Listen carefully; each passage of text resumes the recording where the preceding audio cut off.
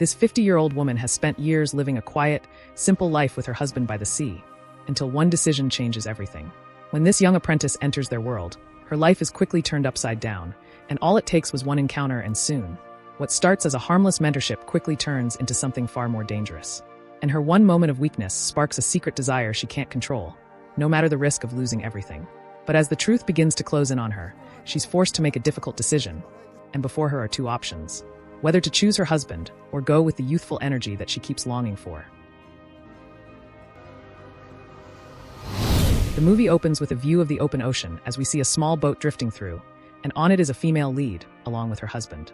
The woman's name is Kira, who is with her husband of several years, Anton.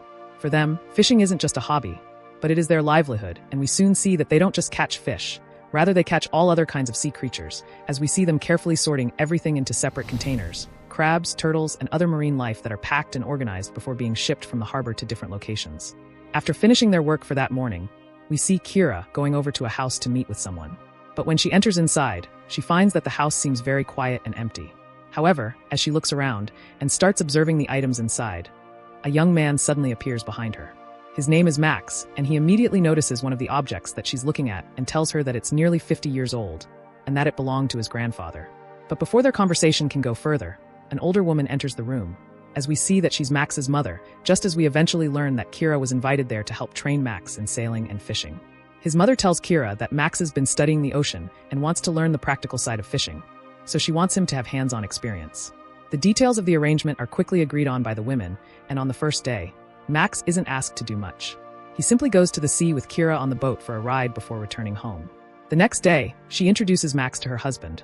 Then she decides that it is time for him to fully start the learning process, as she explains the routine to him about how to catch fish, handle them properly, and how to preserve them without causing harm. By evening, when they return to the harbor, they store their catch in a large container for safety. That night, they eventually head home where Max is to share their small cabin house with them. By the time she goes to check on him, Kira suggests that if he feels uncomfortable, he can stay at a nearby hotel, only for him to insist that he's perfectly fine staying there. But for the couple, it was difficult for them to get close that night, knowing that just a few inches separate them from the young man.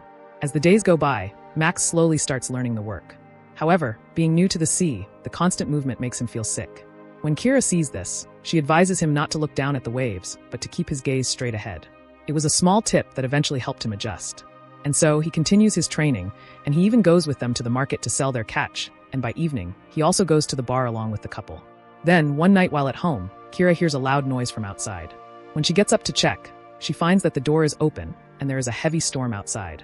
But when she checks and sees that Max is not in his room, she quickly rushes out to find him. And after searching for a while, she eventually finds him returning from the nearby bushes, holding a small puppy he just rescued. He explains that the puppy would have died if he hadn't saved it, and though she is relieved, Kira scolds him for going out in such dangerous weather as the two eventually return to the house. And because of the cold and since the lights were out, she lights a fire and asks him to sit near it to warm up. But even at this, she sees that he is still shivering. So, she goes closer to rub his arms to help warm him up. But the movements seem to change the atmosphere as Max looks at her. However, Kira quickly catches herself and hurries back to her room before anything could happen that night. By the next day, things return to normal, although this time, she doesn't join them on the boat.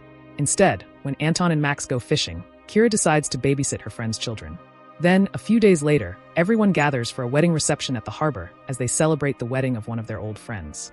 He is a much older man, and everyone is happy that he is finally settling down with the love of his life. The celebration quickly turns lively, and Max even plays his flute for them as they all dance and drink well into the night. But moments later, while the party continues, Max steps outside for some air, and Kira decides to join him. However, something interesting happens as they talk by the roadside. Max suddenly suggests that they visit a nearby old house that has been abandoned by the owners, and while the party continues in the background, the two of them head there. By the time they get inside, Max suddenly hands Kira a dress and asks her to change into it. Then they sit on the bed to talk. But by now, the room is already filled with emotions, and with both of them already under the influence of alcohol, they cross a line that shouldn't have been crossed and share an intimate moment together. Almost immediately they are done. Kira starts to regret her actions as she realizes that she's made a huge mistake, and she quickly leaves the room without saying a word.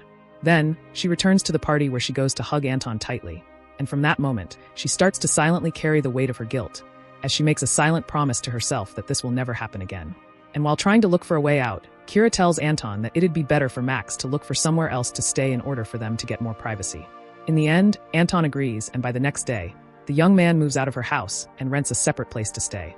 But just a few days later, Anton makes a journey abroad for business, and Kira is once again left along with Max. However, as they continue to work together and go out to sea, the atmosphere between them seems tense and Kira completely avoids any form of conversation, as she tries to always focus on her work. Meanwhile, while Max returns home one day, a young woman he had met at the wedding and appears to be interested in him pays him a visit. She even brings him a gift, and as they chat, she confesses her feelings to him. However, Max simply tells her that he is not ready for such things at the moment. And when she asks if he's in love with someone else, he denies it, though his actions suggest otherwise. But even at that, the young lady continues to visit him, and they have fun together. In the meantime, as time passes, Kira starts to feel lonely at home, and as she continues to sail with Max and they work closely together on the boat, the distance between them slowly starts to fade. Then, one day, they have an encounter at sea that brings them close together again. And from that moment on, the two of them seem to be inseparable, and with Anton still away, Kira and Max continue to have their secret affair anytime they are alone at home or at sea as they continue to grow closer and spend more time together. And as days turn into weeks, and her attachment to him grows so strong that she begins to forget she even has a husband. But in a small community like theirs, secrets don't stay hidden for long. Soon, people at the harbor start treating her differently, and even start avoiding her. Even one of her close friends, who was the man they had attended his wedding earlier on, confronts her one day and accuses her of having an inappropriate relationship with Max, who is young enough to be her son. Though Kira tries to deny it, the man tells her that he's already convinced by what everyone is saying, and he expresses his disgust, as he even reminds her of her long marriage and how wrong her actions are. But despite all the judgment, she continues living life on her own terms, while ignoring what the others think. However, things get worse when the community's whispers turn into open hostility, and one day, while working, she overhears some children speaking badly about her. Soon, the group confronts her and openly blames her for everything until the situation escalates, and they attack her.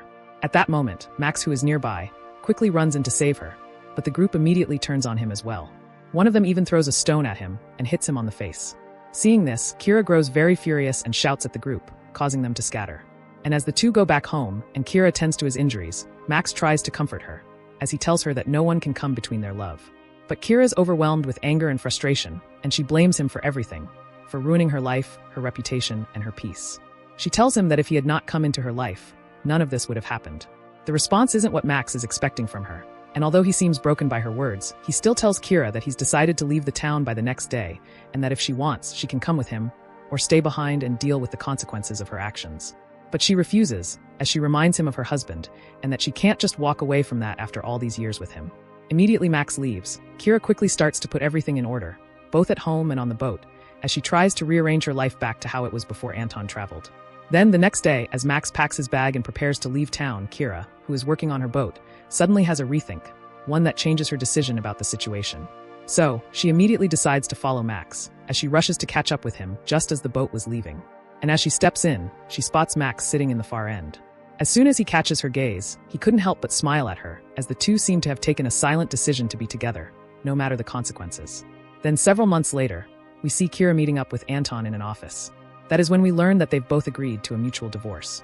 And even though their lawyer, who seems close to them, advises them to reconsider and tell them that once they separate, there's no going back, both of them remain firm in their decision. But deep down, Kira knows she made a mistake, yet she still believes that it will be unfair to continue hurting a good man by staying in the marriage. And as the movie comes to an end, and we see the two walking away together, they decide to part ways this last time with no grudges. And as Kira watches Anton walk away, we see that her eyes are filled with emotions which were a mixture of longing and one of closure as well. And that's the story of the movie Wild Seas. If you enjoyed this recap, don't forget to hit that like button, subscribe to the channel, and drop a comment telling us what you think about the movie. Until next time, stay safe.